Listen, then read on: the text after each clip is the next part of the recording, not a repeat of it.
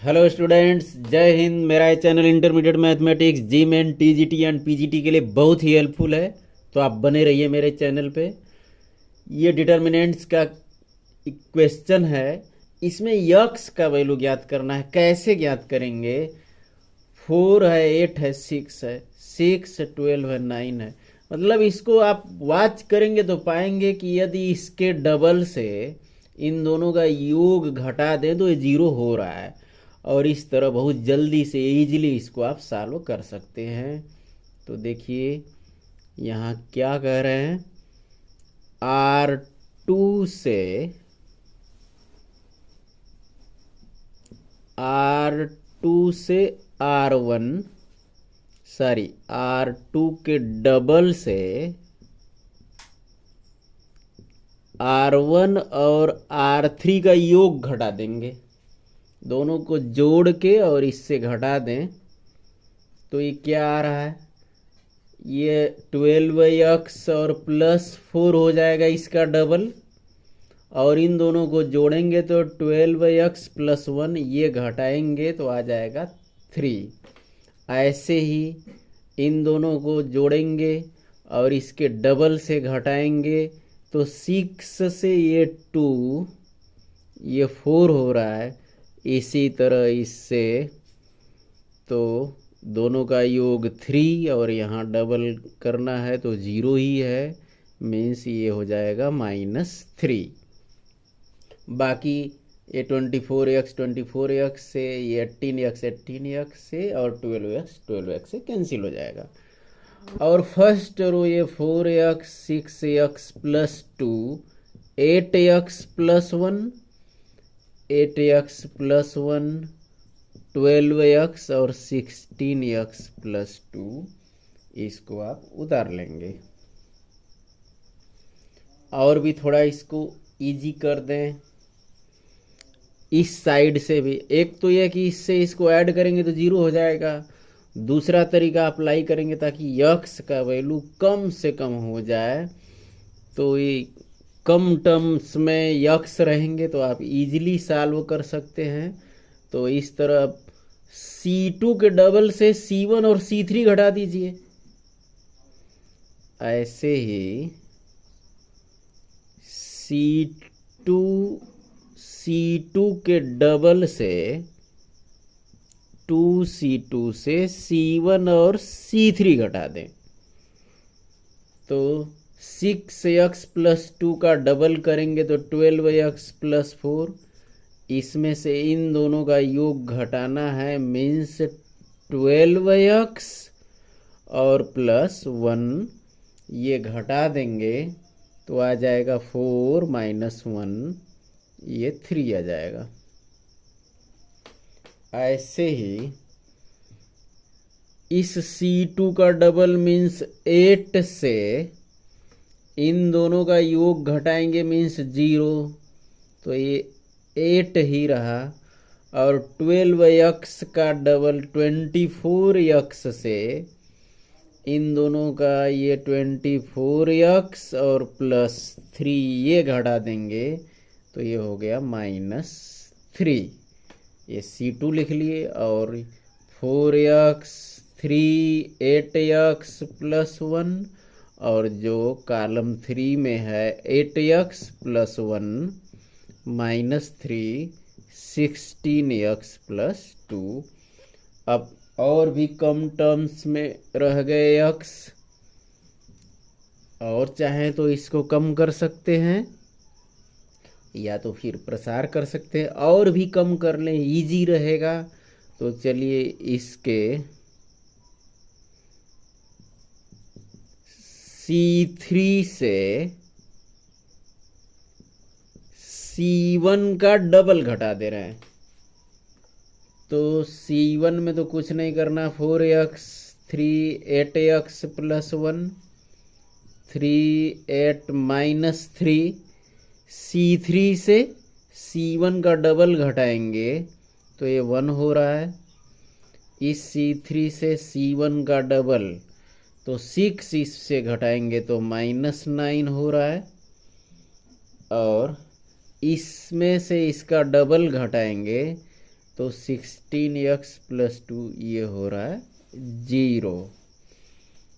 तो x केवल 2 terms बच गए x वाले। अब आप इसको इजीली सॉल्व कर सकते हैं। चलिए इसको फर्स्ट कॉलम के रिस्पेक्ट में हम सॉल्व कर रहे हैं। तो 4x ब्रैकेट में ऐसे लिखते हैं, पहले इसका गुणा करते हैं तो 0 -3 का -9 में तो 27 हो रहा है।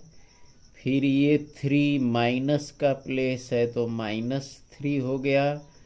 इसके लिए इन चारों को लेंगे तो 0 हो रहा है, और -3 तो ये +3 हो रहा है, और फिर ये प्लस का प्लेस है +8x+1। तो ब्रैकेट में ये चारों होगा तो 3 - 9 -27 और -8, और इधर राइट साइड में इक्वल 0 हो रहा है। इस तरह -108x हो गया -9, और ये माइनस दोनों ऐड हो जाएगा -35। इसका आप गुणा कर देंगे इसमें, तो ये माइनस ये 0 ये 28 280x हो गया। -35 का 1 में करेंगे तो -35 इक्वल 0 आ रहा है। और इस तरह इन दोनों को ऐड कर लीजिए तो ये 8 0 और 8 ये 8 हो गया, 2 और 1 3 x इक्वल ये माइनस माइनस राइट में जाएगा तो प्लस हो जाएगा, और ऐड कर देंगे तो 44 हो रहा है। तो x इक्वल 44 अपॉन -388। तो x इक्वल, इसको 4 से कर दें डिवाइड तो 11 हो रहा है, ये 9 हुआ, 7 हो रहा है, मीन्स -11/97 ये x का वैल्यू आ गया। इस तरह नेक्स्ट क्वेश्चन देख लीजिए।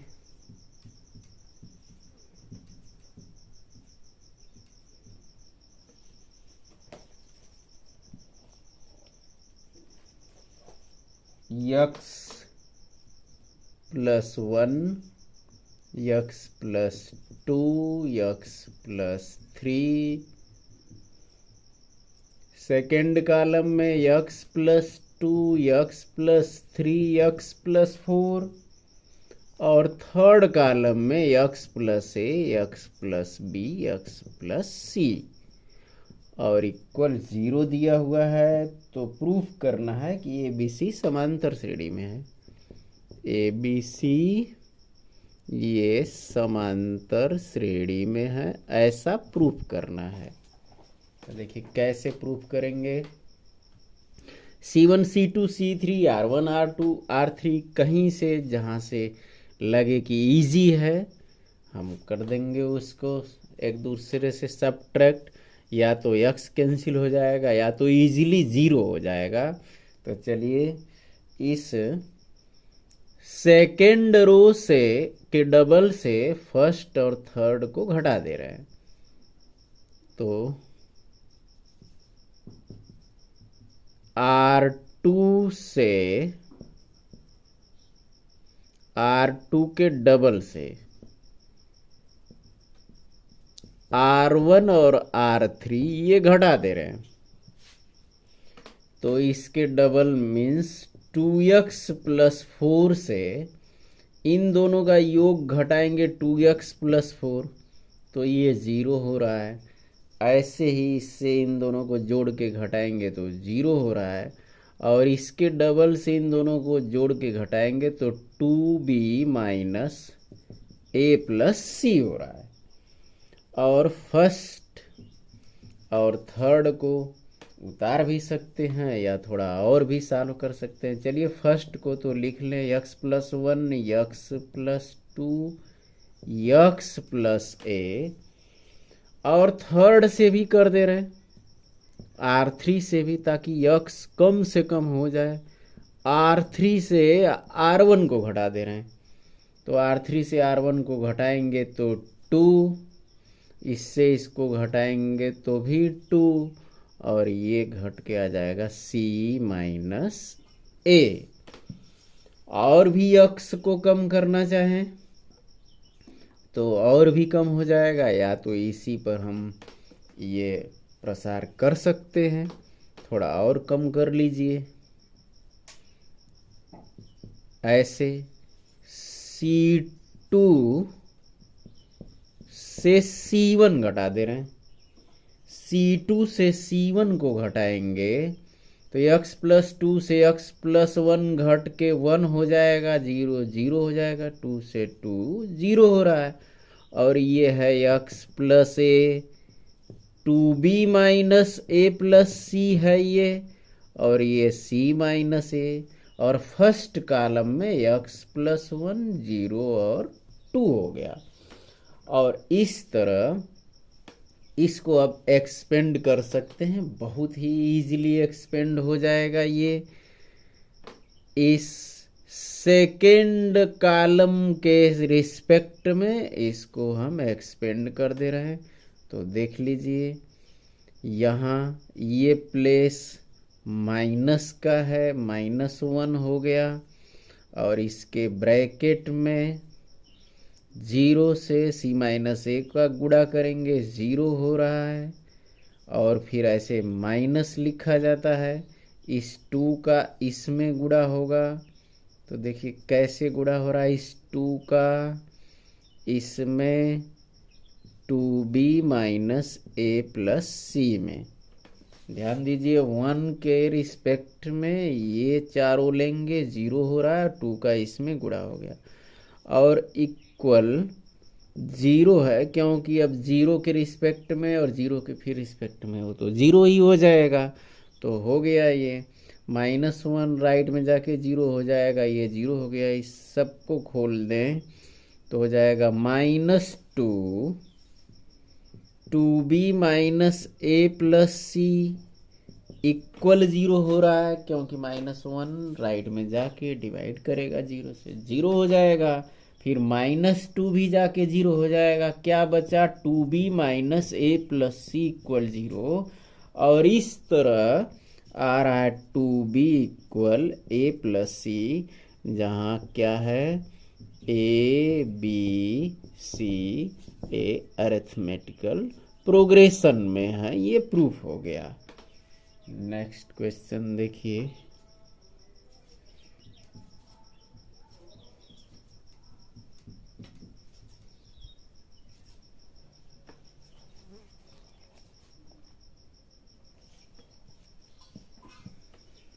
नेक्स्ट है त्रिभुज का क्षेत्रफल। यदि 3 पॉइंट्स हैं, ए है x1 y1, B x2 y2 और सी x3 y3, तो त्रिभुज के क्षेत्रफल के लिए फार्मूला पढ़े हैं half x1 y2 minus y3 plus x2 y3 minus y1 और plus x3 y1 minus y2, ये त्रिभुज के क्षेत्रफल का फार्मूला है। इसको आप डिटर्मिनेंट के तरीके से कैसे लिख सकते हैं, हाफ ऐसे determinant x1 y1 x2 y2 x3 y3, तीनों पॉइंट्स ऐसे लिख देते हैं, बाहर डिटर्मिनेंट के हाफ और यहाँ थर्ड कॉलम में 1 1 1। इस तरह ये भी आ जाता है त्रिभुज का क्षेत्रफल। कंपेयर कर लीजिए, हाफ फर्स्ट कॉलम के रिस्पेक्ट में ऐसे प्रसार करेंगे तो x1 y2 माइनस y3 हो गया। फिर ये माइनस का प्लेस है, यदि यहाँ माइनस लिखेंगे तो ये y1 माइनस y3 होगा, जबकि ये y3 माइनस y1 मतलब इक्वल है। माइनस x2 लिख के और y1 माइनस y3 लिखें, चाहे माइनस को बाहर करके x2 y3 माइनस y1 ये सेम है, और फिर plus x3 y1 minus y2। तो इस तरह ये त्रिभुज का क्षेत्रफल आप डिटर्मिनेंट से ज्ञात कर सकते हैं। और जब कोई 3 पॉइंट्स दिया है और कहेगा कि ये संरेख हैं, कोलिनियर हैं, एक सीधी रेखा में है, तो ऐसी स्थिति में 3 बिंदु संरेख, इस स्थिति में त्रिभुज का क्षेत्रफल ये 0 होता है। और त्रिभुज का क्षेत्रफल 0 होने का अर्थ है कि इस स्थिति में ये केवल डिटर्मिनेंट जो लिख रहे हैं x1 y1 x2 y2 और ये x3 y3 1 1 1 ये इक्वल यदि 0 आ रहा हो तो ये तीनों बिंदु संरेख हैं, ऐसा प्रूफ हो जाता है। यहाँ हाफ की भी जरूरत नहीं है, क्योंकि हाफ मीन्स 2 जाके मल्टीप्लाई कर देता है और 0 हो जाता है। तो संरेख प्रूफ करने के लिए आप ऐसे डिटर्मिनेंट निकालेंगे, और यदि 0 आ रहा है तो तीनों बिंदु संरेख है।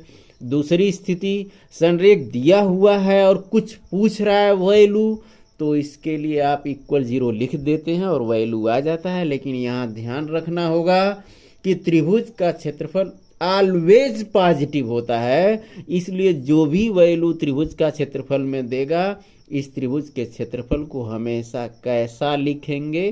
धनात्मक लिखेंगे, याद रहना चाहिए। हमेशा धनात्मक ही रहेगा, इसको मॉडुलस में लिख देंगे आप, तो कोई भी वैल्यू आप आसानी से ज्ञात कर सकते हैं। और फिर नेक्स्ट है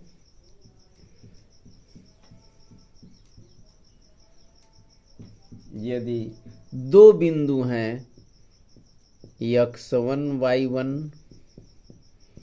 और x2 y2, तो ऐसे रेखा के समीकरण के लिए आप पढ़ते हैं y minus y1 equal y2 minus y1 upon x2 minus x1 in bracket x minus x1। सब इसको ऐसे मल्टीप्लाई करेंगे, इसको मल्टीप्लाई करेंगे और पूरा ट्रांसफर करेंगे, तो वही सेम आएगा जो मैं डिटर्मिनेंट में लिखने जा रहा हूँ। यदि आप एक्स वाई जो व्यापक बिंदु होता है और 2 दिए गए बिंदु x1 y1 और x2 y2 ऐसे लिख लें, और यहाँ थर्ड कॉलम में 1 1 1 और इक्वल 0, तो ये आ जाता है रेखा का समीकरण। इस तरह आप 2 दिए हुए बिंदु और एक व्यापक बिंदु और थर्ड कॉलम में 1 1 1 लिख के डिटर्मिनेंट इक्वल 0 रेखा का समीकरण ज्ञात कर सकते हैं। नेक्स्ट देखिए,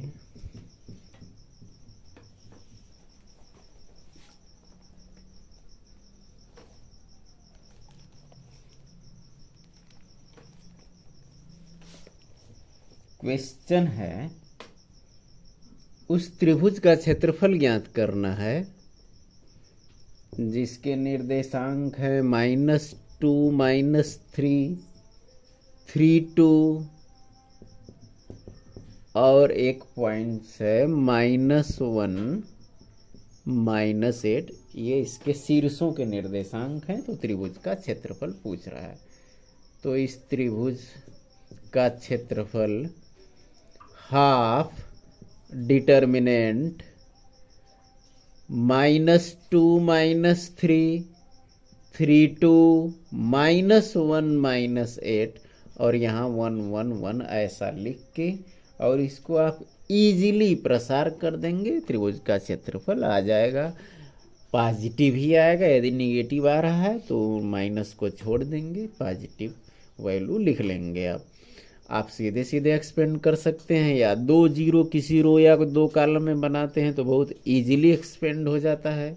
तो चलिए यहाँ 2 जीरो बना ले रहे हैं। तो इस तरह यदि R2 से R1 घटा दें, -2 -3 और 1, R2 से R1 घटाएंगे तो ये 5 हो जाएगा, और ये भी 5 हो रहा है, और 1 से 1 0 हो रहा है। और R3 से R2 घटा दें तो ये -4, इससे इसको घटाएंगे तो -10, और ये हो रहा है 0। और इस तरह ये हाफ इस थर्ड कॉलम के सापेक्ष प्रसार करेंगे तो केवल 1 के ब्रैकेट में इसी को लिखना होगा, -50 और -20, तो माइनस माइनस +20 हो जाएगा, मीन्स -30 और /2 बराबर -15। इसका क्षेत्रफल केवल 15 स्क्वायर यूनिट होगा, 15 वर्ग इकाई, क्योंकि माइनस को छोड़ दिया जाता है। हमेशा क्षेत्रफल पॉजिटिव ही आता है। नेक्स्ट देखिए, यदि 3 पॉइंट्स हैं, 2 - 3 के -1 और 0,4, ये संरेख हैं, ये संरेख हैं, तो k का वैल्यू ज्ञात करना है।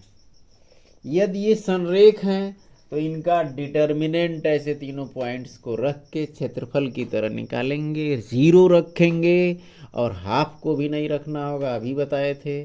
संरेख होने पर 2 - 3 के -1 0,4, और ये 1 1 1 और इक्वल ये रख देंगे 0, क्योंकि ये संरेख हैं, त्रिभुज का क्षेत्रफल 0 है। तो इस तरह इसको आप सीधे एक्सपेंड कर दें, या 2 जीरो कर देंगे तो इजी रहेगा। R2 से R1 घटा दे रहे हैं, तो R2 से R1 घटाएंगे तो k-2, इससे इसको घटाएंगे तो +2, ये 0 हो रहा है। और R3 से R2 को घटा दें तो 0 से k को घटाएंगे तो -k हो गया, 4 से -1, R3 से R1 को कर दे रहे हैं, आसान रहेगा क्योंकि यहाँ k आ रहा है। R3 से भी R1 को ही घटा रहे हैं, तो 0 से 2 करेंगे तो -2, 4 से -3 घटाना है तो +3 मीन्स 7 हो गया, और 1 से 1 0 हो गया। और इस तरह 1 के रिस्पेक्ट में लिखना है तो 1 इन ब्रैकेट ये चारों आते हैं, तो 7 के -14 -4, तो -4 तो ये +4 हो जाएगा, और इक्वल 0 है संरेख के कारण।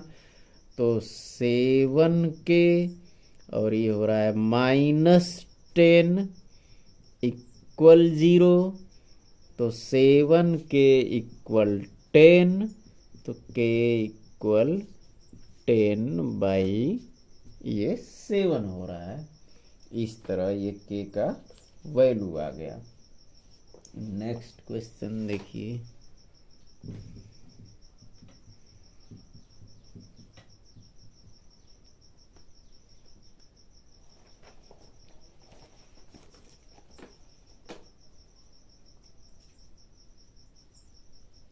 नेक्स्ट है, सारणिकों का प्रयोग करके एक पॉइंट दिया है ए 1 3,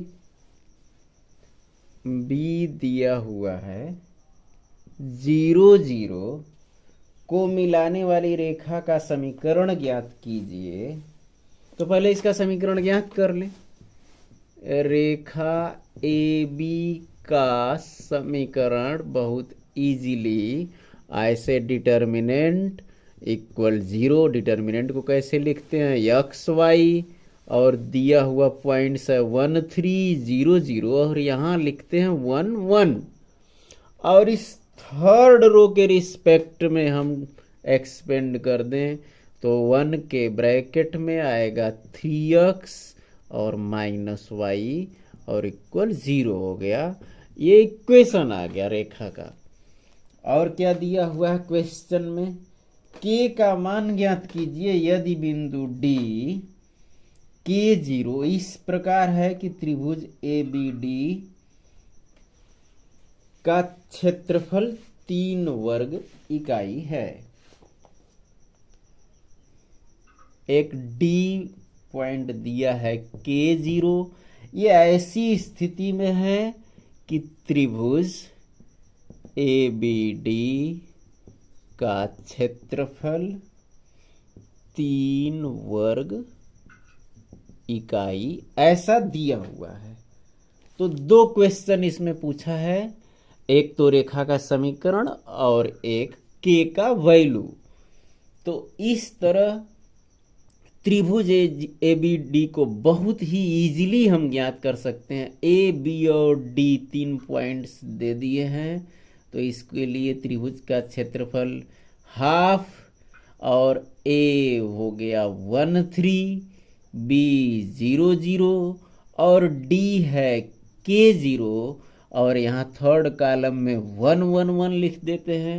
और 3 वर्ग इकाई ये हमेशा चूंकि पॉजिटिव होता है, तो आने पर रिजल्ट आने पर पॉजिटिव मीन्स इसको आप ऐसे कर देते हैं कि +-3 या mod ऑफ 3 लिखते हैं।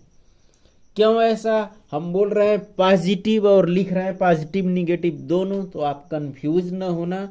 इसका अर्थ यही है कि क्षेत्रफल यदि -3 आया हुआ है तब भी 3 ऐसे लिखते हैं वर्ग इकाई, +3 आता है तब भी आप 3 वर्ग इकाई लिखते हैं। तो दोनों स्थिति में लिखते हैं, तो इसका मतलब ये दोनों हो सकता है, और हम परिणाम स्वरूप 3 वर्ग इकाई ऐसे धनात्मक जो पॉजिटिव है लिखते हैं। लेकिन वैल्यू ज्ञात करना है, ऐसी स्थिति में आप +- दोनों लिखेंगे। तो इस तरह 2 राइट में चला गया, और यहाँ हम सेकेंड कॉलम या सेकेंड रो के रिस्पेक्ट में प्रसार कर दे रहे हैं। तो देखिए इस सेकेंड कॉलम के रिस्पेक्ट में कर दें तो ये माइनस का प्लेस है, ये -3, और ब्रैकेट में ये चारों मीन्स 0 में 1 का गुणा करेंगे 0, k का 1 में करेंगे तो -k होगा, और 2 तो चला गया राइट में, +-6 हो गया। और कोई प्रसार में होगा नहीं, क्योंकि फिर 0 के ब्रैकेट में कुछ भी लिखेंगे 0 के ब्रैकेट में ऐसे 0 ही आ जाएगा। अब क्वेश्चन सॉल्व हो चुका है। -3 -k, तो ये 3k इक्वल +-6, तो k इक्वल ± ये 2 आ रहा है, ये k का वैल्यू आ गया। नेक्स्ट देखिए,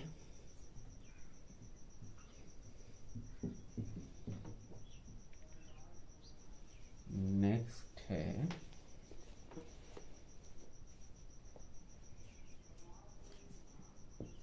A0 पॉइंट है, एक पॉइंट है 0B, और एक तीसरी पॉइंट है 1 1।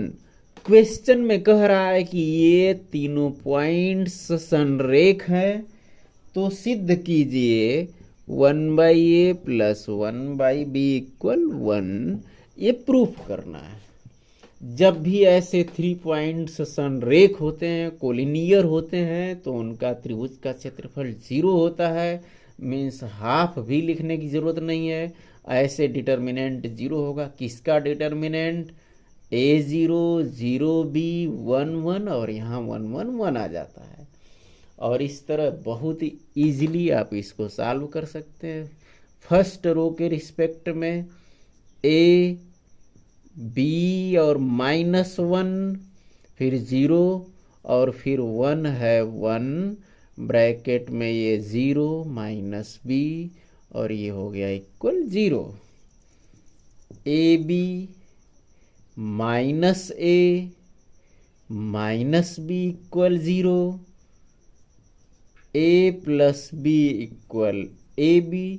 AB से पूरे इक्वेशन को डिवाइड कर देंगे तो A upon AB plus B upon AB equal AB upon AB। तो A से A कैंसिल 1/B, B से B 1/A और AB से AB 1। ये प्रूफ हो गया। नेक्स्ट है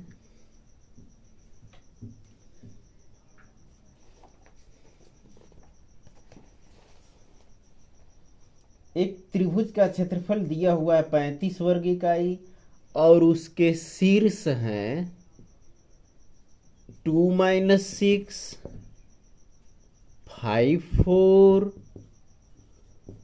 और एक है K4। K का वैल्यू पूछ रहा है जबकि त्रिभुज का क्षेत्रफल दिया हुआ है 35 वर्ग इकाई। तो ऐसा क्वेश्चन हम अभी बताए थे। त्रिभुज के क्षेत्रफल के लिए लिखते हैं हाफ 2 - 6 5 4 K4 1 1 1 और ये 35 पॉजिटिव है लेकिन वैल्यू ज्ञात करने के लिए इसको ±35 लिख देंगे। और इस थर्ड रो के रिस्पेक्ट में चलिए प्रसार कर रहे हैं इससे। तो K के ब्रैकेट में -6 -4 फिर -4 के ब्रैकेट में 2 -5 हो गया।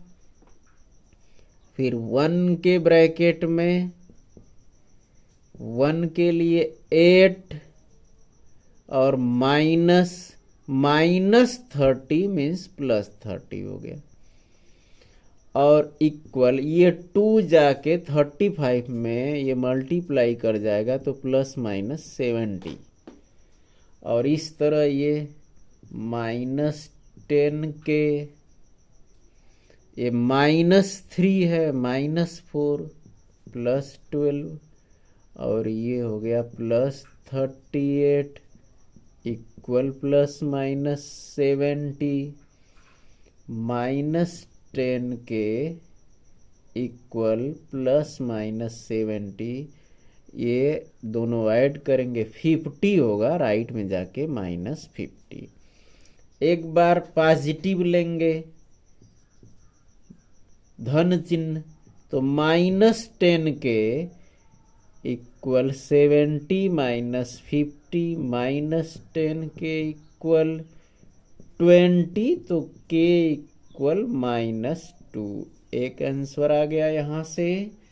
और दूसरा एक बार माइनस चिन्ह लेंगे तो -10 के इक्वल -70 -50 -10 के इक्वल -120 तो k इक्वल 20। ये -2 और 12 k का वैल्यू आ गया। नेक्स्ट है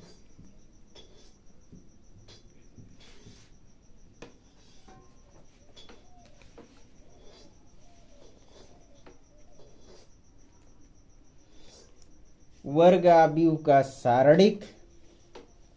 इसके लिए पहले मैट्रिक्स पढ़े थे।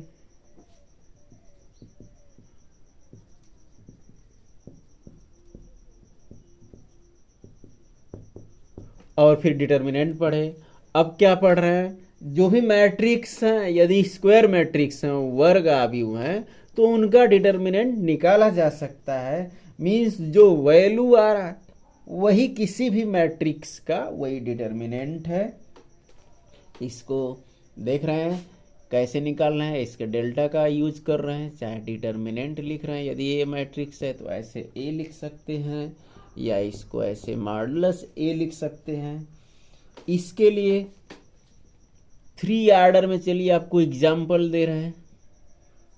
कोई मैट्रिक्स, स्केलर मैट्रिक्स पढ़े थे, विकर्ण आव्यूह। विकर्ण आव्यूह क्या होता है, जैसे इसमें जो प्रिंसिपल डायगोनल है, चलिए 2 3 1 ले लें, और शेष सारे एलिमेंट 0 होते हैं, और इसका हम डिटर्मिनेंट ज्ञात करें तो इसका डिटर्मिनेंट क्या आएगा, 2 के ब्रैकेट में 3 × 1 हो जाएगा, 3 × 1। अब -0 क्या लिखें, मीन्स क्या यहाँ प्रॉपर्टी मिल रही है कि कोई इस तरह का स्केलर मैट्रिक्स है विकर्ण आव्यूह, तो उसका डिटर्मिनेंट क्या होता है, प्रिंसिपल जो डायगोनल है उसके एलिमेंट का केवल मल्टीप्लाई कर देते हैं, ये डिटर्मिनेंट आ जाता है। और यूनिट मैट्रिक्स इकाई आव्यूह के लिए चलिए 3 ऑर्डर में ही बता रहे हैं, 0 1 0 0 0 1। यदि इसका डिटर्मिनेंट ज्ञात करना हो तो 1 के रिस्पेक्ट में ऐसे 1 - 0 इस तरह होता है। मीन्स प्रॉपर्टी क्या हो गई कि किसी भी इकाई आव्यूह का डिटर्मिनेंट्स ऑलवेज 1 होता है, और प्रिंसिपल डायगोनल का मल्टीप्लिकेशन किसका होता है, ऑलवेज स्केलर मैट्रिक्स का डिटर्मिनेंट। और थर्ड फोर्थ 2 प्रॉपर्टी और देख लीजिए। ऊपरी त्रिभुजीय आव्यूह और निम्न त्रिभुजीय आव्यूह, ये 3 ऑर्डर में ही बता रहे हैं। ऊपरी त्रिभुजीय और निम्न त्रिभुजीय क्या होता है, ऐसे यहाँ 1 2 3, चलिए यहाँ ले लेते हैं 7, ये हो गया, फिर -1 ले लें, यहाँ 2 ले रहे हैं, और यहाँ 0 0 0, ये ऊपरी त्रिभुजीय आव्यूह हो गया। निम्न त्रिभुजीय आव्यूह ऐसे ले रहे हैं, ये हो रहा है 1 2 3, यहीं 0 ले लें, 4 9, और ये 0 0, और ये हो गया 0। तो ऊपर त्रिभुजीय आव्यूह है यदि अपर ट्रायंगल मैट्रिक्स, तो इसका डिटर्मिनेंट क्या आता है, चलिए फर्स्ट कॉलम के रिस्पेक्ट में इसका हम एक्सपेंड कर दें, प्रसार कर दें, तो 1 के ब्रैकेट में क्या आ रहा है, ये चारों आएंगे, मीन्स 7 का 2 में गुणा होगा, -0 का -1 में तो 0 हो गया, और बाकी तो 2 0 है, एक्सपेंड हो चुका है, मीन्स 1 7 और 2 क्या है, ये प्रिंसिपल डायगोनल। मीन्स यहाँ भी स्केलर मैट्रिक्स की तरह प्रिंसिपल डायगोनल के एलिमेंट का ही गुणनफल इसका डिटर्मिनेंट आता है। और निम्न त्रिभुजीय आव्यूह में भी ऐसा है, इसको भी देख लीजिए। फर्स्ट रो के रिस्पेक्ट में कर दे रहे हैं एक्सपेंड, तो 1 के ब्रैकेट में क्या आएगा, ये चारों मीन्स 2 में 3 का गुणा करते हैं, और 9 0 ये हो गया, मीन्स 1 2 3। तो यहाँ भी यानी 3 आपको याद रखना है कि स्केलर मैट्रिक्स है, विकर्ण आव्यूह, ऊपरी त्रिभुजीय आव्यूह अपर ट्रायंगल मैट्रिक्स, और लोअर ट्रायंगल मैट्रिक्स निम्न त्रिभुजीय आव्यूह, उन तीनों में ही प्रिंसिपल डायगोनल के एलिमेंट्स का मल्टीप्लाई कर देते हैं, इस तरह डिटर्मिनेंट आ जाता है। तो आपका कंसेप्ट यदि क्लियर हो रहा हो, आप इजीली सारे क्वेश्चन समझ रहे हो, तो शेयर करते रहिए। फिर मिलेंगे नेक्स्ट वीडियो में। जय हिंद।